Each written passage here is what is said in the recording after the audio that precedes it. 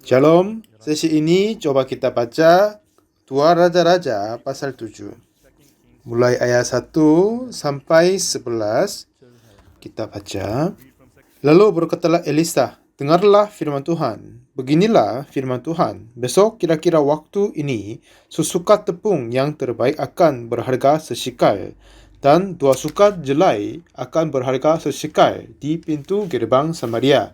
Tetapi perwira yang menjadi ajudan raja menjawab abdi Allah. Katanya, sekalipun Tuhan membuat tingkap-tingkap di langit, masakan hal itu mungkin terjadi? Jawab abdi Allah, sesungguhnya engkau akan melihatnya dengan matamu sendiri, tetapi tidak akan makan apa-apa daripadanya. 4 orang yang sakit kusta ada di depan pintu gerbang. Berkatalah yang seorang kepada yang lain, mengapakah kita duduk-duduk di sini sampai mati? Jika kita berkata, baiklah kita masuk ke kota, padahal dalam kota ada kelaparan, kita akan mati di sana. Dan jika kita tinggal di sini, kita akan mati juga. Jadi sekarang marilah kita menyeberang ke perkemahan tentara Aram.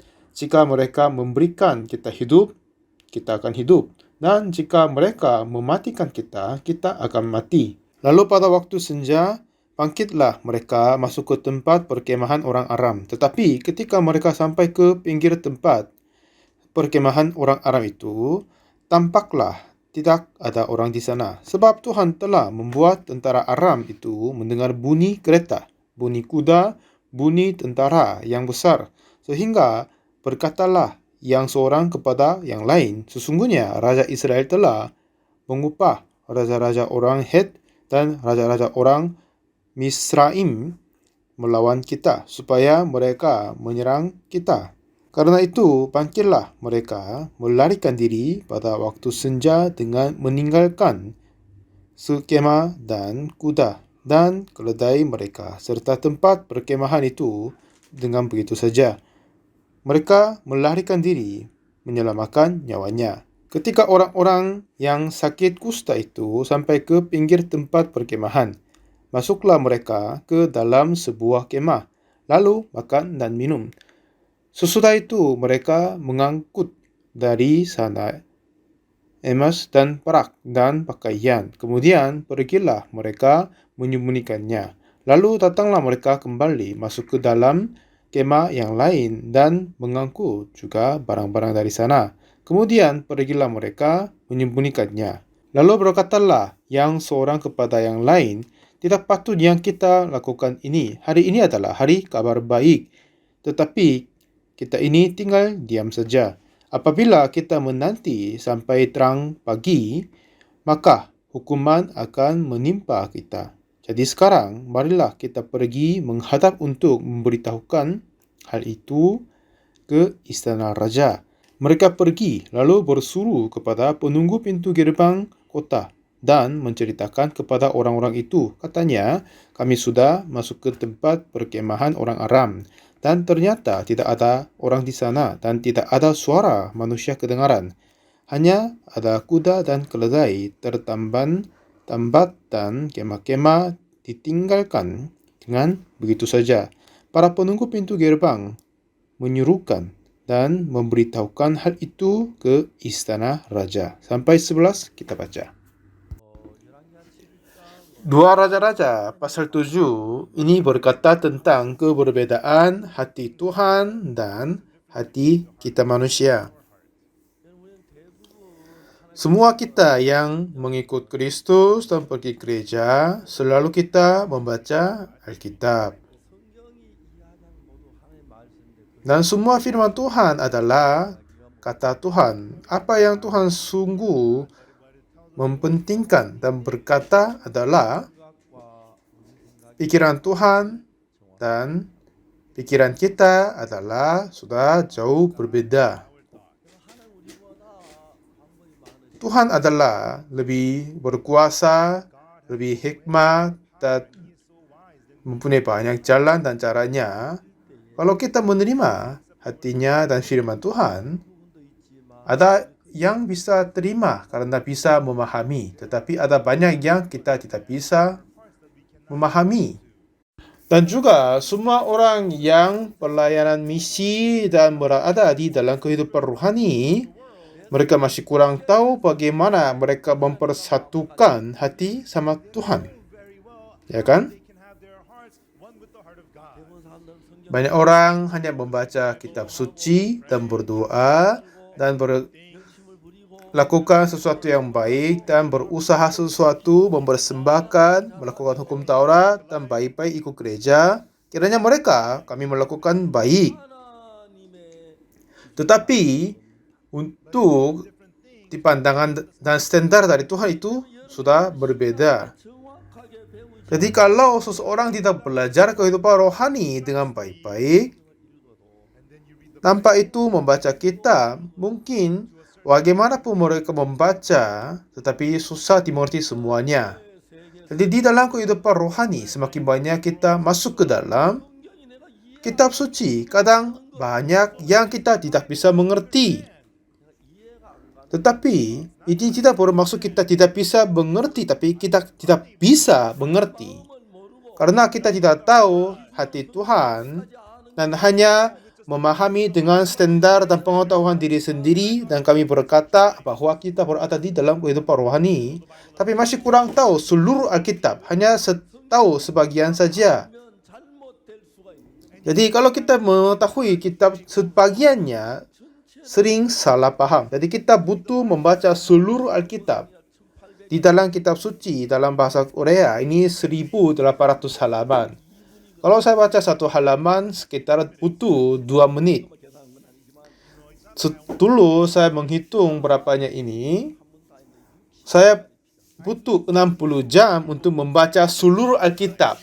Kalau saya membaca tidak istirahat, dalam 60 jam bisa membaca seluruhnya.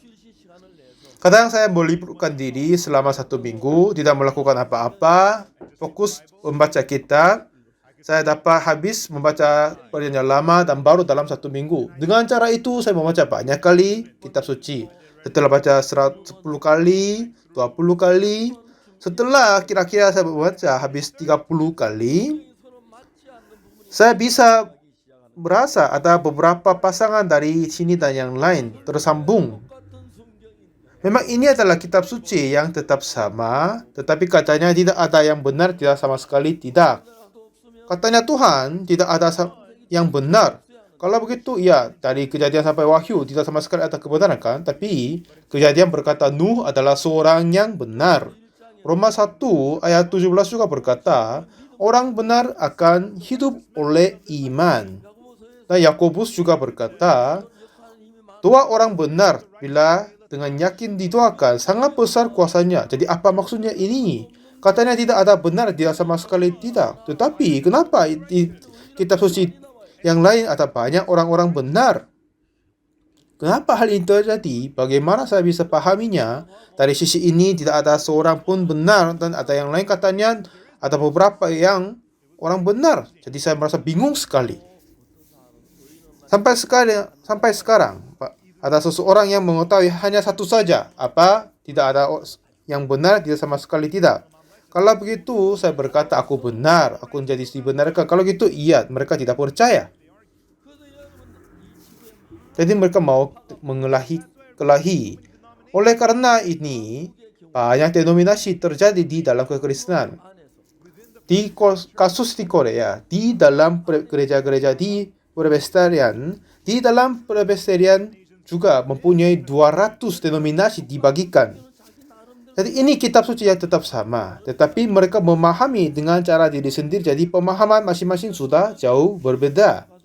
Jadi kalau kita masuk mendalam kitab suci dan membaca, ada banyak kitab suci berkata ini dan yang lain sudah jauh berbeda.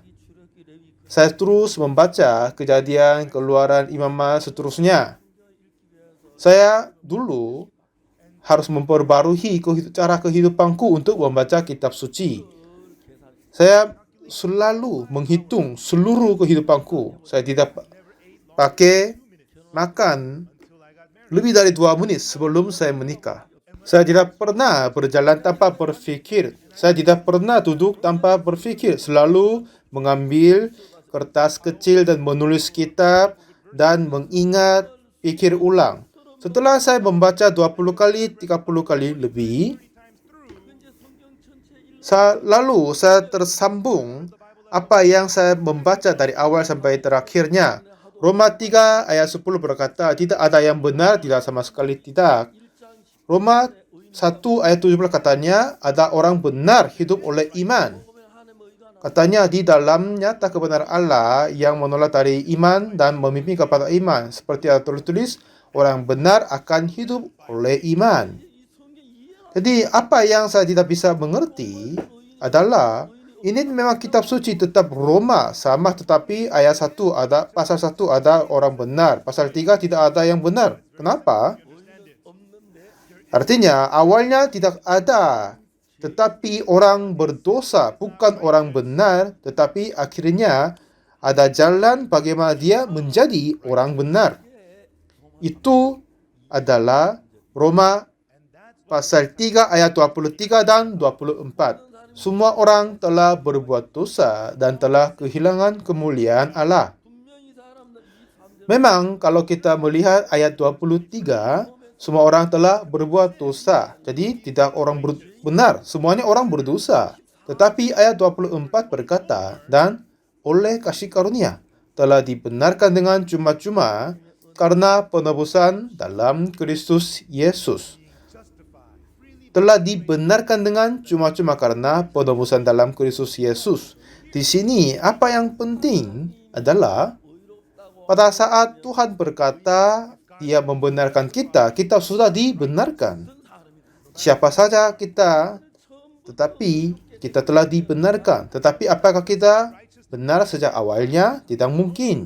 Kita dulu orang berdosa. Kita sudah penuh dengan dosa dan kejahatan. Tetapi oleh karena Tuhan Yesus telah menghapuskan dosa dia, dosa manusia. Jadi katanya apa? Karena penebusan dalam Kristus Yesus oleh kasih karunia telah dibenarkan. Kasih karunia maksudnya apa? Tidak membayar, menerima dengan cuma-cuma, ya kan? Jadi untuk kita menerima pengampunan dosa dan keselamatan, bukan kita yang melakukan sesuatu, tetapi Tuhan Yesus melakukan semuanya dan memberikan itu kepada kita dengan gratis, jadi kita telah dibenarkan.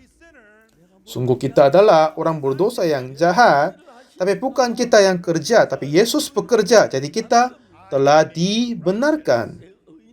Awalnya kita sendiri tidak orang benar, bukan orang benar, tapi Yesus adalah yang membenarkan kita. Kalau begitu, kita menjadi orang benar. Oleh karena itu, kenapa maksudnya? Karena semua orang telah berbuat dosa kerana semua Allah. Dan tidak ada yang benar, tidak sama sekali tidak. Artinya, sejak lahirnya tidak sama sekali yang benar. Kita lahir dalam dosa dan berbuat dosa dan kejahatan. Jadi kita semuanya orang berdosa. Tetapi, Tuhan Yesus telah membenarkan kita yang dahulu orang berdosa. Tuhan Yesus telah menghapus dosa kita. Setelah itu, setelah Tuhan membersihkan, menyucikan kita, kita menjadi benar. Kita telah dibenarkan. Bukan kita lahir dalam kebenaran, kita lahir dalam dosa, dan makan, minum, berbuat dosa, berbohong, berzina, terjatuh dalam dosa. Jadi segalanya, semuanya berada di dalam dosa. Jadi Tuhan berkata, tidak ada yang benar, tidak sama sekali tidak. Dan karena semua orang telah berbuat dosa, ya kan? Tetapi setelah bertemu Yesus Kristus dan menerima pengampunan dosa olehnya, kita tidak hanya menerima sebagian saja, bukan kita berusaha atau pengakuan,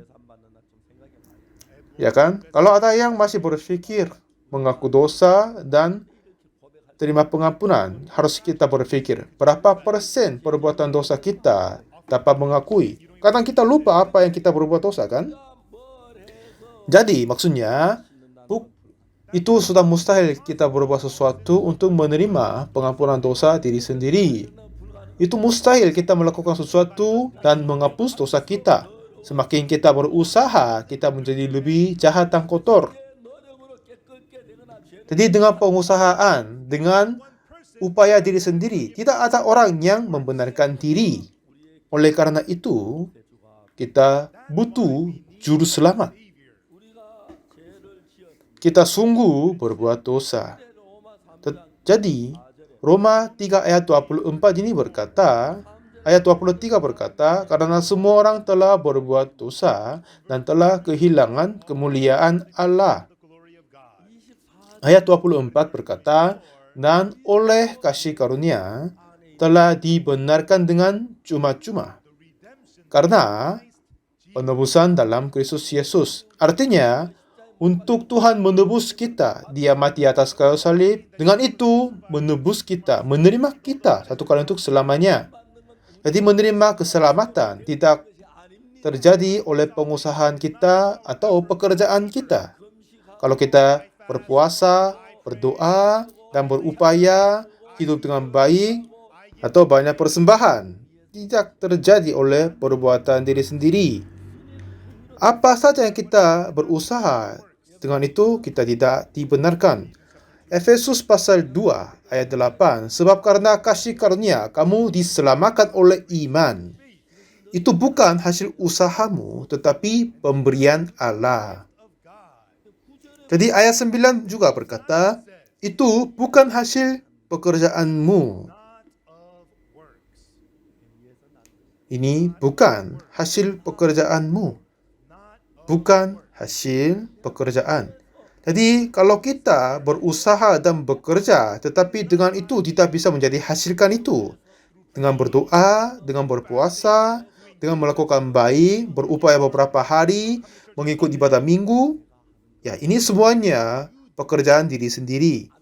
Dengan itu tidak akan hasilkan. Kita orang berdosa, tetapi mengampuni dosa ini dengan berdoa, menerima api-apian, berdoa di gunung bukit, doa. Dengan ini tidak sama sekali bisa. Dengan upaya kita, tidak sama sekali bisa berhasil. Jadi ini berkata apa? Ini bukan hasil pekerjaanmu.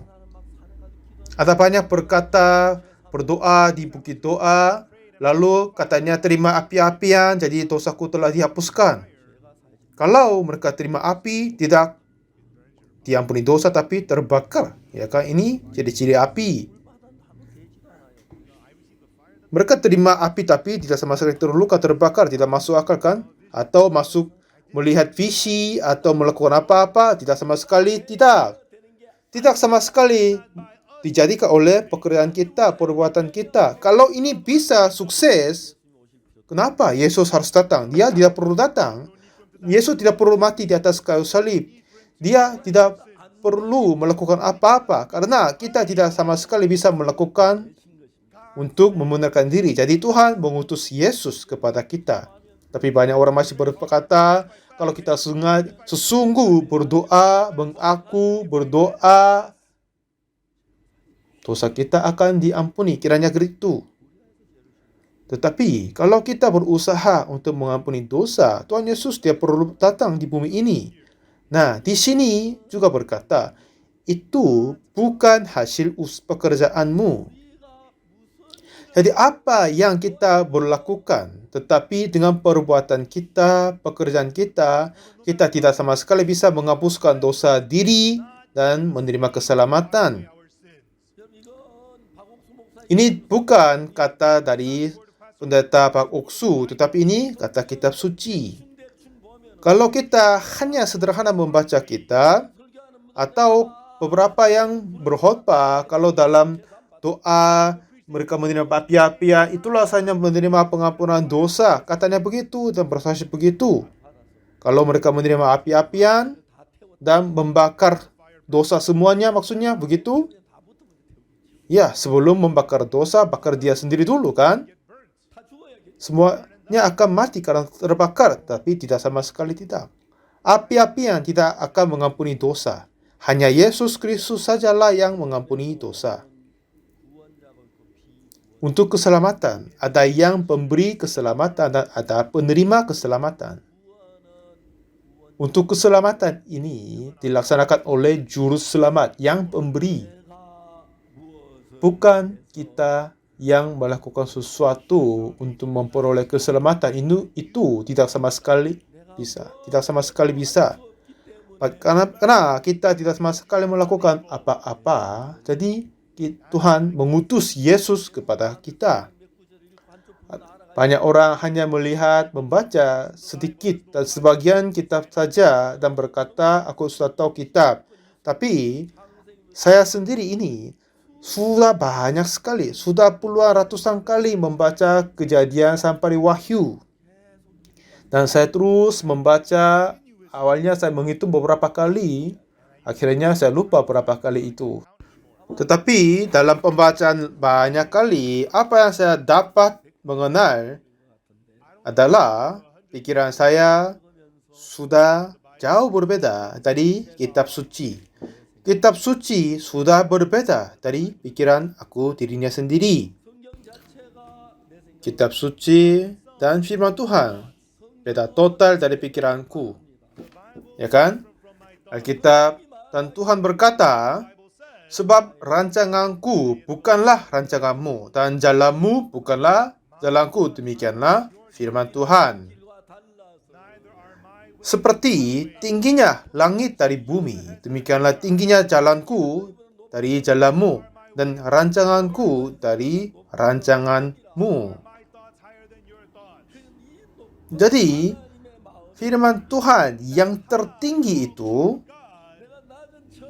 bagaimana kita dapat memahami yang seperti bumi yang rendah ini? Tidak sama sekali tidak memahaminya. Kalau kita mendengarkan seperti begini, kita harus berpikir bahwa semua pikiran berada di dalam hati kita sudah beda dari firman Tuhan. Untuk kita masuk ke dalam dunia hati Tuhan, dalam pembacaan kita, apa yang kita mendapat pikiran adalah, ya, saya pun dapat merasa pikiranku sudah beda dari Tuhan. Oleh karena itu, pada awal kita memulai kehidupan rohani, awalnya kita berdoa sesungguhnya, membaca Alkitab, berusaha melakukan hukum Taurat, dan mempersembahkan dan membantu orang-orang yang lain, dan melayani. Banyak yang kita melaksanakan. Tetapi makin banyak kita melakukan, akhirnya kita mengetahui ini semuanya sia-sia. Ya, dengan ini kita tidak akan masuk ke surga, pasti akan diketahuinya. Lalu, kita harus mempersatukan hati dengan Tuhan. Untuk kita mempersatukan hati sama Tuhan, apa yang kita harus melakukan terlebih dahulu adalah pikiran yang kita mempunyai, pikiran yang terpaksa di dalam hati kita harus terbuang semuanya. Pikiran yang dipaksa itu, kalau kita tidak akan membuang, akan menjadi masalah kepada kita. Jadi kalau kita baca Yohanes pasal 1 ayat 11 berkata, ia datang kepada milik kepunyaannya, tetapi orang-orang kepunyaannya itu tidak menerimanya. Lalu berkata, tetapi semua orang yang menerimanya diberinya kuasa supaya menjadi anak-anak Allah, yaitu mereka yang percaya dalam namanya. Katanya apa? Diberinya kuasa supaya menjadi anak-anak Allah. Untuk menerima, kita mempersatukan hati dengan Tuhan. Kalau kita hanya mengetahui beberapa ayat di dalam kitab, tidak mungkin kita mempersatukan hati sama Tuhan. Saya pernah bertemu banyak pendeta, mereka berdoa sesungguhnya, bekerja sejati, tetapi mereka baik dengan pandangan diri sendiri. Karena kurang tahu tentang seluruh kitab. Kita harus mengetahui seluruh kitab apa maksudnya. Ya, gereja kami, penatua-penatua gereja kami membeli mobil kepada saya. Aku ini adalah orang yang tua, tetapi mobil ini mempunyai banyak opsinya, banyak fungsinya. Untuk mengetahui ini harus baca manual setebal seperti kitab. Tetapi saya tidak ada waktu untuk membaca seluruhnya, jadi hanya saya menyetir mobil saja. Kalau ada yang pesan keluar dari sana, ada apa ini?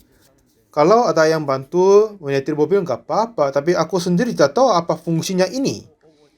Hanya saya maju ke belakang, belok ke kiri kanan. Ya, itu yang saya harus melakukan apa-apa, itu saja. Tapi yang lain-lain saya tidak tahu. Ada yang muncul di layar, saya tanya ke saudara, apa maksudnya ini? Apa yang saya hanya tahu adalah menyala mesin, dan maju, dan injak lem, berhenti, dan ke belakang, dan parkir. Ya, itu saja saya, karena saya sudah dapat SIM mobil kan. Tetapi saudara kami membaca buku manual beberapa hari lamanya, lalu mengetahui semua fungsinya. Aku ini adalah seorang yang cukup tua. Kalau saya tidak tahu, saya telepon kepadanya, saudara, ada yang pesan di layar ini, apa maksudnya ini? Oh, Pak Pendeta, itu bukan apa-apa, hanya bawa ke gereja, aku akan kendalikan. Biasanya dia berkata begitu. Bagi saya, banyak yang saya tidak tahu. Untuk di dalam satu mobil saja, banyak fungsi. Kalau mau belajar, iya mungkin bisa, tetapi saya tidak mau menghabiskan waktu untuknya itu. Di dalam kehidupan rohani juga, kalau kita berdoa, membaca kitab sedikit, dan berusaha, dan melakukan hukum Taurat, dan menganggap diri bagus untuk kehidupan rohani, ya, semuanya salah paham dan menganggap sepi kepada kehidupan rohani.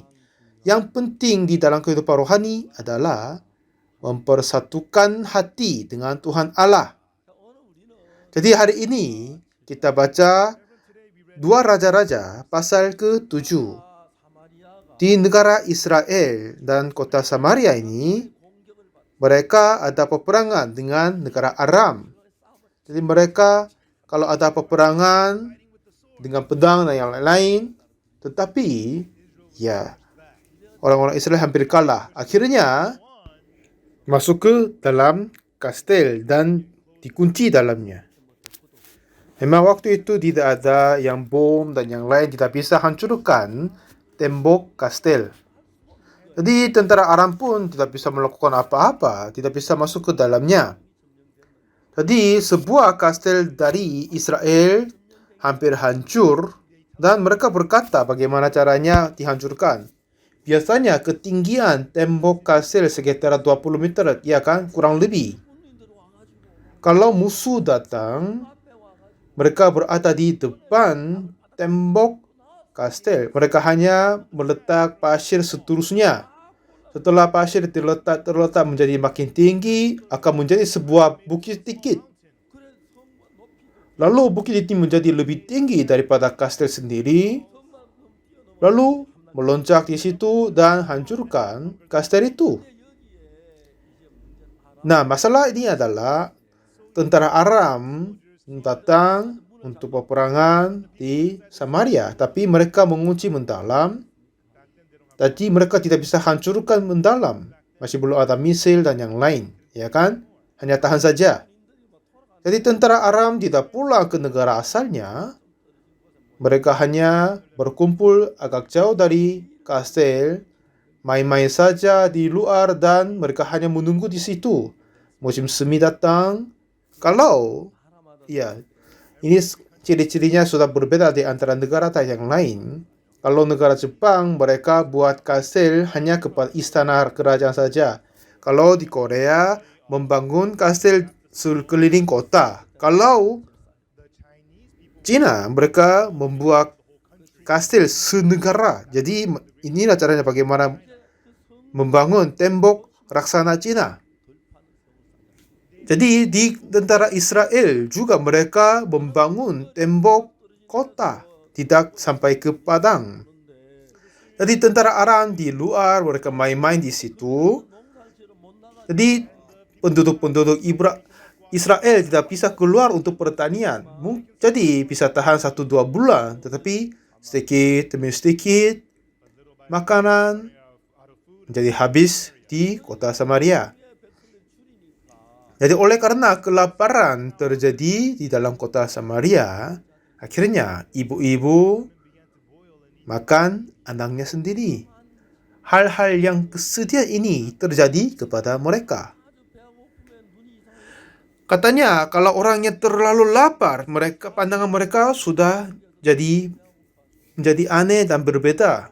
Saya terdengar hal ini Apa mungkin ini benar atau salah nggak tahu, tapi di Korea Utara ada seorang terlalu lapar, akhirnya dia menemukan seekor ayam di padang, lalu dia tangkap dan merebus, lalu menemukan ini bukan ayam tapi anaknya diri.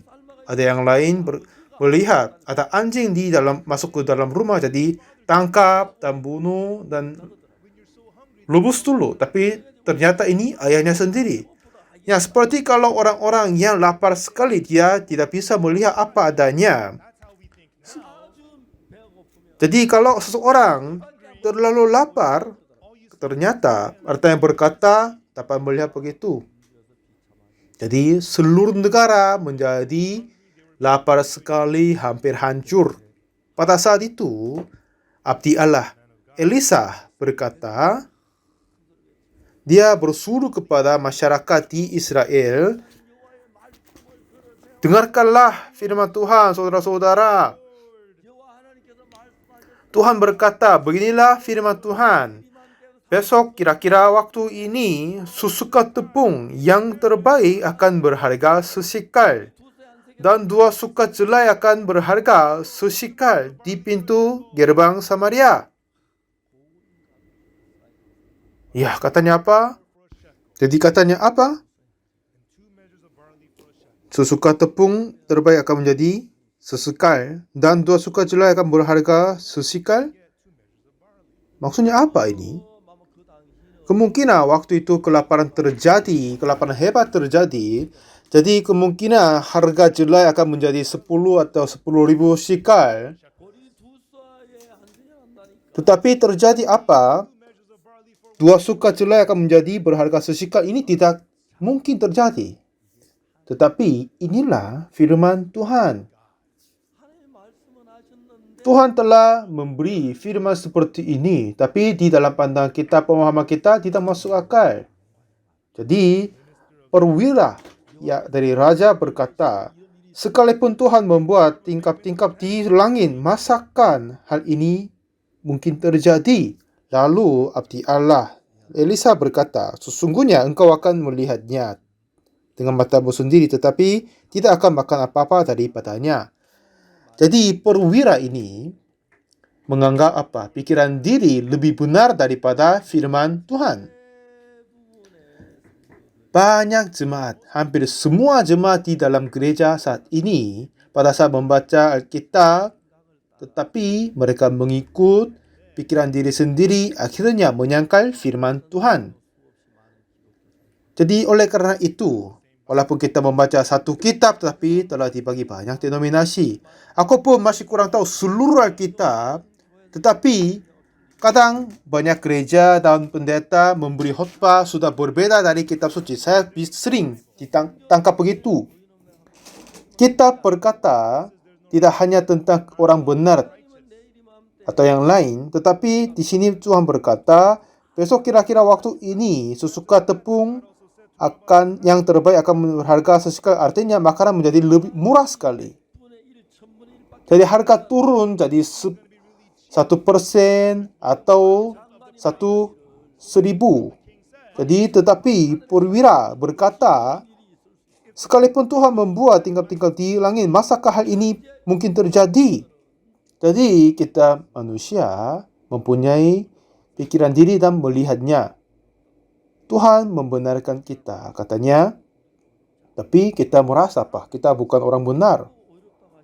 Pada saat Tuhan berkata, aku membenarkan kamu. Kalau kita melihat diri, aku benar, oke, baik, terima. Tapi aku kira diri orang berdosa, banyak dosa. Aku sudah pernah berbuat pencurian dan penipuan. Aku bukan orang benar. Aku orang berdosa. Kiranya orang begitu, mereka berkata begitu. Jadi seperti yang tadi, Roma 3 ayat 23 dan 24, semua orang telah berbuat dosa dan telah kehilangan kemuliaan Allah. Jadi 23 berkata, kita sendiri yang berbuat dosa. Tetapi ayat 24 dan ayat 23, di situ tidak ada Yesus, hanya manusia yang berbuat dosa saja. Tapi baru ayat 24, Yesus muncul di situ. Dan oleh kasih karunia telah dibenarkan dengan cuma-cuma. karena penebusan dalam Kristus Yesus. Oleh karena penebusan Yesus yang mati di atas kayu salib untuk kita, bukan memperoleh perbuatan diri sendiri, tetapi Yesus adalah yang bekerja, walaupun kita tidak melakukan apa-apa, tetapi oleh kasih karunia, dengan cuma-cuma, tanpa pembayaran, walaupun kita tidak melakukan apa-apa, tetapi Tuhan Yesus sendiri mati di atas kayu salib untuk dosa kita, kita telah dibenarkan. Ini maksud Tuhan, kata Tuhan. Jadi Tuhan berkata apa? Telah membenarkan. Ini bukan kata pendeta Pak Oksu, tetapi firman dari Tuhan Allah sendiri. Tuhan sudah berkata, aku membenarkan engkau. Awalnya, saya pun terheran membaca firman ini. Walaupun saya terasa heran, tetapi aku pun berbuat dosa dan kejahatan. Tetapi Tuhan Yesus mati atas kayu salib, dengan itu telah melunas upah dosaku, telah mengganti upah dosaku. Kalau begitu, ya benar sekali aku telah dibenarkan, aku telah disucikan. Ya, jika Tuhan Yesus sungguh mati di atas kayu salib, Dia telah menerima semua upah dosa kita. Tapi kita masih berkata orang berdosa, artinya kekalahan Yesus Kristus mati di atas kayu salib. Ini maksudnya. Ya kan? Ini maksudnya begitu. Tuhan berkata, aku membenarkan. Tuhan telah membenarkan kita. Saya sudah mencuri, aku telah berbohong, aku membuat banyak dosa kejahatan, aku orang berdosa. Tetapi Tuhan membenarkan aku. Jadi di sini masalahnya, kiranya kita sudah berbuat dosa, jadi orang berdosa. Tetapi pada saat Tuhan berkata, aku membenarkanmu, pikiran saya dan sudah berbeda dari pikiran Tuhan. Itulah apa yang kita harus mengikutinya, pikiran diri atau firman Tuhan. Pada saat itu, kita harus menyangkal pikiran diri dan percaya dan ikut firman Tuhan. Maksud Tuhan, tidak ada yang benar, tidak sama sekali tidak. Artinya, semua orang kita adalah orang percaya dirinya sendiri, bukan firman Tuhan. Ya kan? Jadi hampir semua orang hanya berada di dalam kehidupan rohani begitu. Ya, Tuhan telah menerima semua hukuman dan mengampuni dosa kita. Tetapi kalau ada yang masih berkata orang berdosa, maksudnya kematian Yesus sudah sia-sia, kalah Yesus di atas kayu salib. Tapi Tuhan berkata, besok kira-kira waktu ini, sesuka tepung yang terbaik akan berharga sesikal dan 2 suka jelai akan berharga sesikal di pintu gerbang Samaria. Ini firman Tuhan. Akan terjadi begitu. Apa kamu dengar? Sudah pernah dengar? Katanya, apa? 2 suka jelai akan menjadi sesikal. Apa yang kita harus melakukan? Kau punya jelai berapa? Aku sudah makan semua, hanya sedikit. Sedikit saja tinggal. Kalau begitu, ya kita lakukan ini. Dengan 1 suka itu, kita buat masak dan makan. Dan sisanya kita jual aja. Kalau begitu, hasilkan banyak uang. Besok pagi kita beli banyak. Karena besok akan menjadi murah sekali. Ya kan? Benar sekali kan? Kalau dia dengar itu, besok, kira-kira waktu ini akan penuh dengan makanan. Tetapi kalau dia percaya, dia mempunyai penuh dalam hatinya. Mulai sekarang, di dalam beberapa suka tertinggal, makan sedikit dan jual semua akan menjadi kaya. Dan setelah menjual hari ini, lalu besok membeli makanan yang murah, ya ini bisa menjadi berlimpah-limpah. Jadi pada saat dia percaya, dalam hatinya langsung kelaparan sudah selesai. Tapi orang-orang ini tidak percaya hari ini. Bagaimana mungkin hal itu terjadi? Di luar masih ada tentara Aram. Bagaimana hal ini terjadi? Ini kita semua habis makanan, tidak sama sekali ada apa-apa. Kenapa? Dan bagaimana besok kira-kira waktu ini menjadi makanan-makanan menjadi murah sekali? Jadi kepada orang yang tidak percaya firman Tuhan dan percaya kepada dirinya sendiri, mereka berkata begitu saja. Kalau kita melihat Kisah Para Rasul pasal 13 ayat 22 ini berkata dia menyingkirkan Saul. Karena Saul tetap mempercaya dirinya sendiri melakukan semua segalanya. Akhirnya dia mengangkat Daud menjadi raja mereka. Dan tentang Daud, Allah telah menyatakan, aku telah mendapat Daud bin Isai, seorang yang berkenan di hatiku dan yang melakukan segala kehendakku. Jadi, dulu saya pernah bertemu Presiden Fernando Lugo, mantan presiden di Paraguay. Dan saya kasih lihat firman ini kepadanya. Bapak Presiden, kalau Bapak Presiden menjadi berkenan hati sama Tuhan, Tuhan akan kerja kepadamu. Daud ini adalah anak gembala dulu, bukan apa-apa ini. Ya, kalau kita kekurangan sehat, Tuhan kasih sehat tidak apa-apa. Kalau kekurangan bijaksana, Tuhan akan memberikan. Kalau kekurangan kuasa, Tuhan bisa memberikan. Tidak sama sekali terjadi masalah.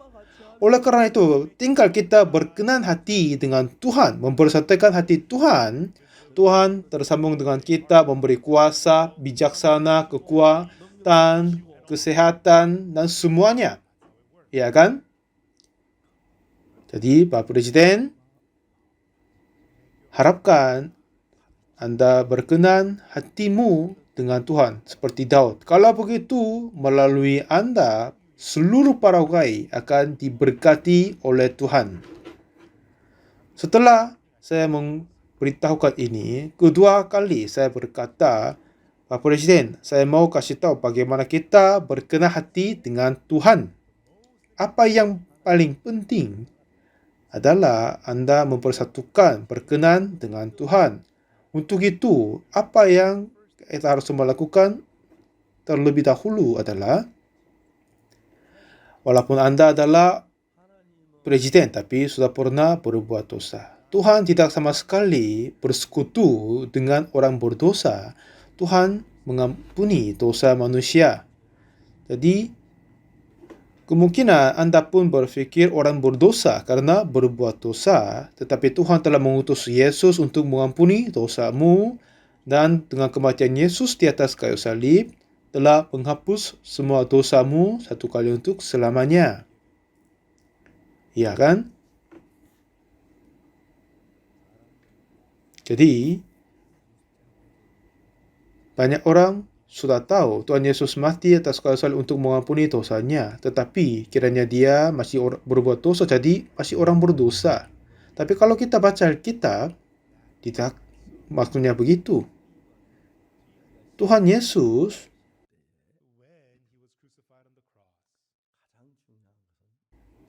yang paling penting adalah pada saat dia mati di atas kayu salib, kalau ada yang jaksa meminta hukuman kepada hakim, apa yang dia berkata, orang sedemikian harus dipisahkan dari masyarakat untuk menjaga masyarakat. Jadi meminta menghukum hukuman tertinggi.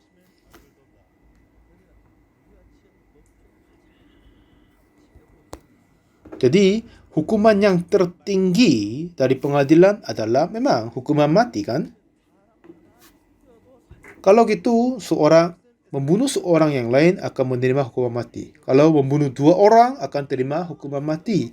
Kalau membunuh 1000 orang, yang paling tinggi adalah masih hukuman mati. Karena hukuman mati adalah hukuman tertinggi di dalam pengadilan. Kalau seorang menerima hukuman mati dan sudah meninggal, kalau ada yang hukuman yang lain, dia tidak bisa hidup kembali dan dihukum mati lagi. Tidak bisa jadi kan? Kalau menerima 1 kali dihukum mati dan sudah mati, ya sudah cukup sekali dengan dosa apa saja, dosa melebihinya. Karena hukuman tertinggi adalah hukuman mati. Tidak sama sekali ada hukuman lebih tinggi daripada hukuman mati. Dan Tuhan Yesus mati untuk dosa kita, buat 1 orang dia telah menerima hukuman mati. Untuk 10 orang pun dia telah menerima hukuman mati. Dengan itu sudah cukup dan selesai. Dan untuk mencapai seluruh orang di seluruh dunia, dia telah menerima hukuman tertinggi. Maksudnya hukuman mati. Dia sudah terima. Tidak ada melebihinya. Tidak bisa memberi hukuman mati kepada yang sudah mati. Ya kan? Jadi Tuhan Yesus telah mengangkat semua dosa manusia satu kali untuk selamanya.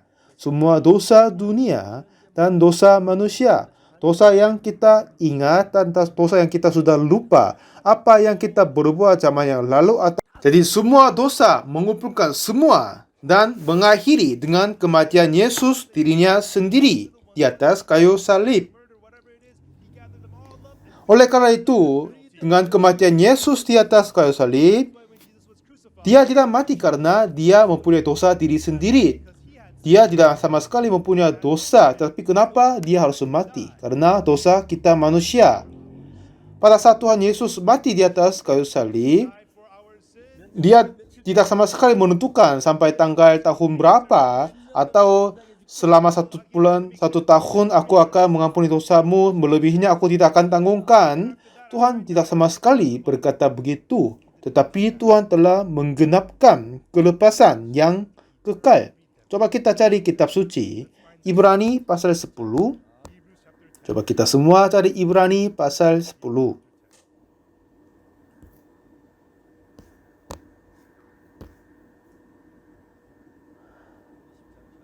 Apakah Anda sudah cari Ibrani pasal 10? Kita baca ayat 10. Dan karena kehendaknya, inilah kita telah dikuduskan satu kali untuk selama-lamanya oleh persembahan tubuh Yesus Kristus. Tuhan Yesus mati di atas kayu salib karena dosa kita. Jadi kita, katanya apa?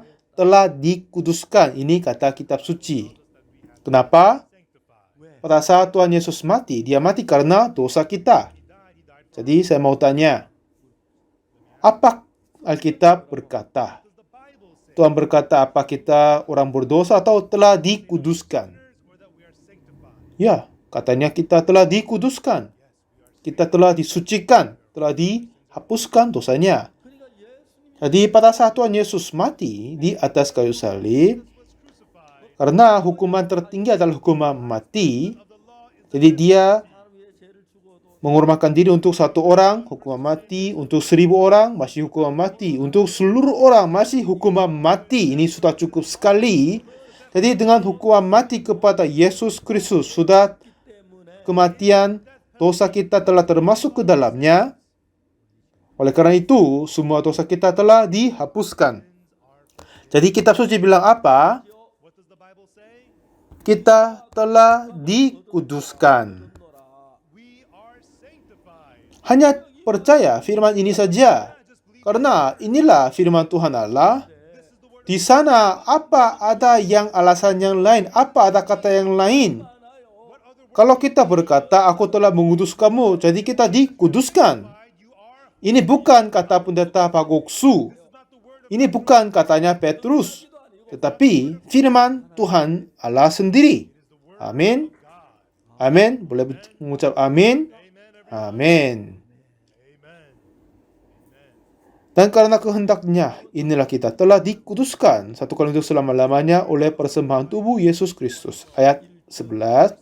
Selanjutnya, setiap imam melakukan tiap-tiap hari pelayanannya yang berulang-ulang mempersembahkan korban yang sama sekali tidak dapat menghapuskan dosa.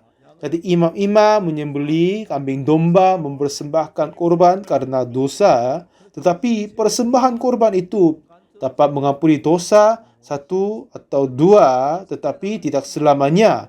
Karena kita tinggal di bumi ini lingkungan waktu, tetapi kerajaan surga, lingkungan Tuhan adalah lingkungan kekal. Jadi di sana lingkungan kekal, di situ waktunya tidak berlalu. Jadi kita tidak boleh masuk ke kerajaan surga dengan tubuh ini. Akhirnya kita akan mati di situ. Jadi kita butuh tubuh yang tidak sama sekali mati selama-lamanya. Jadi kita bertubuh yang terbaru dan masuk ke kerajaan surga. Kalau Tuhan menerima persembahan korban melalui tubuh Yesus Kristus di bumi ini, memang dosa ini akan dihapuskan.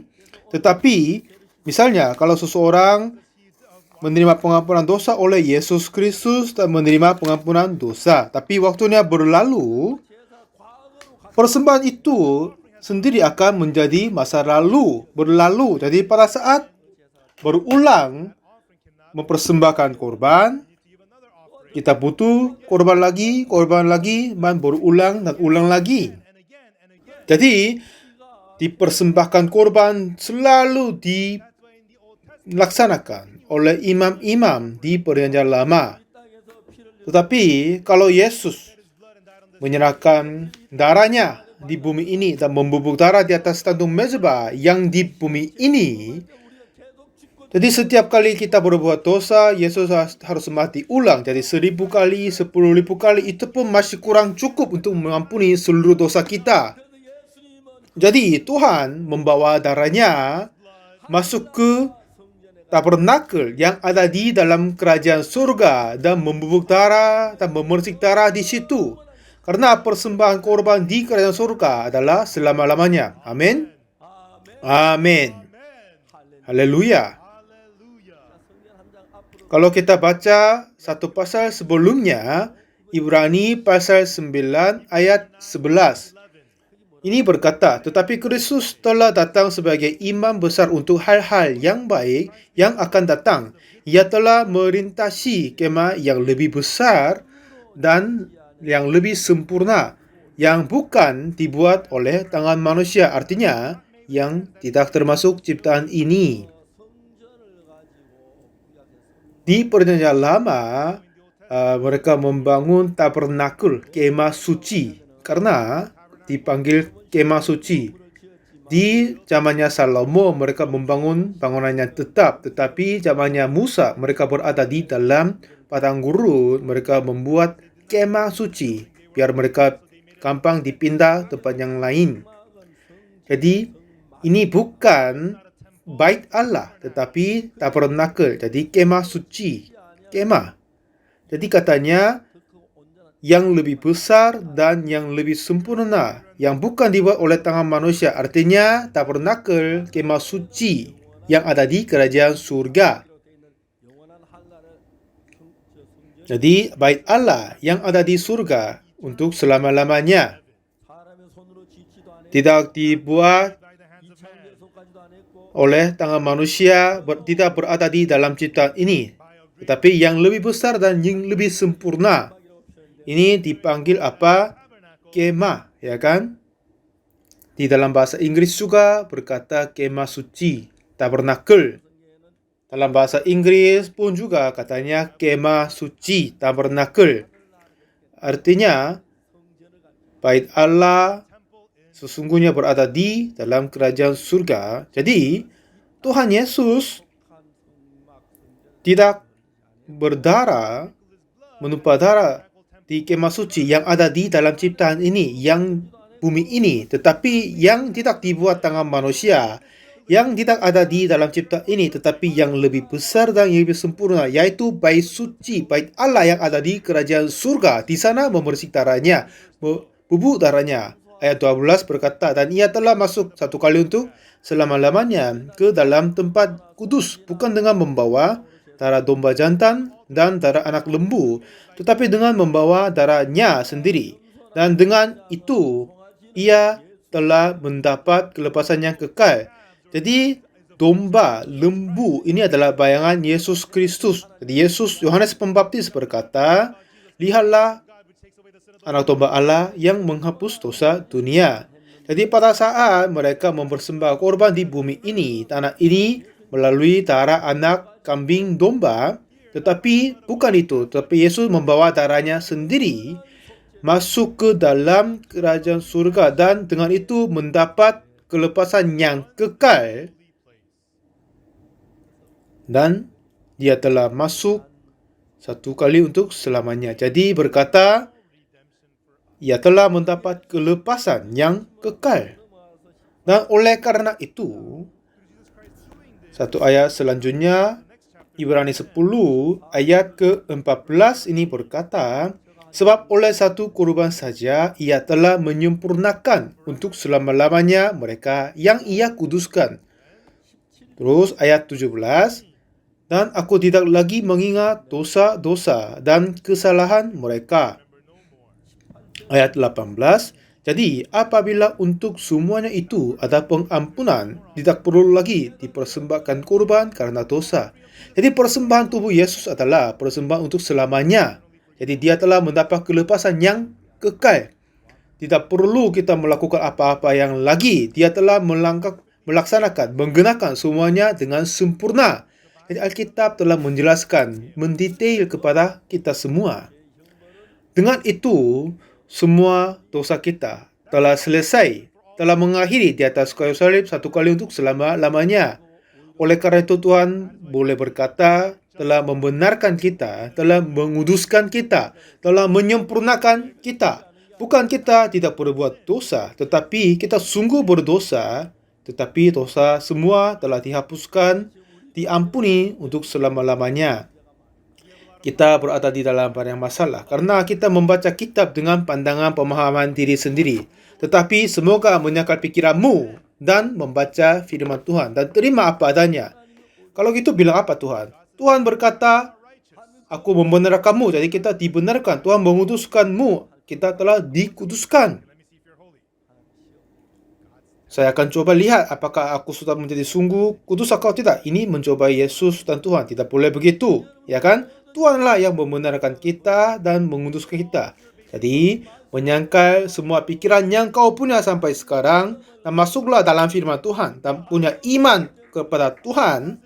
Dan kalau Tuhan membenarkan kita, kita sudah sungguh dibenarkan. Kalau Tuhan menguduskan, kita dikuduskan. Percaya seperti ini adalah percaya Yesus Kristus. Anugerah dan berkat ini harapkan berlimpah-limpah di dalam hatimu. Terima kasih. Kita berdoa. Tuhan Bapa kami terima kasih kepadamu Tuhan. Engkau telah mengampuni dosa kami satu kali untuk selama-lamanya dengan sempurna oleh Yesus Kristus. Tetapi iblis terlalu menipu kami bahwa kami harus melakukan sesuatu dan kami telah ditipu. Tetapi sekarang kami percaya firman-Mu. Engkau telah menyempurnakan kami, Engkau telah menguduskan kami. Kami percaya darah Yesus Kristus. Kami mengucap syukur Engkau menyelamatkan kami dari dosa. Kami memuji Tuhan. Engkau berkata, membenarkan kami, jadi kami sungguh dibenarkan. Terima kasih banyak. Dalam nama Tuhan Yesus kami berdoa. Amin. Terima kasih banyak.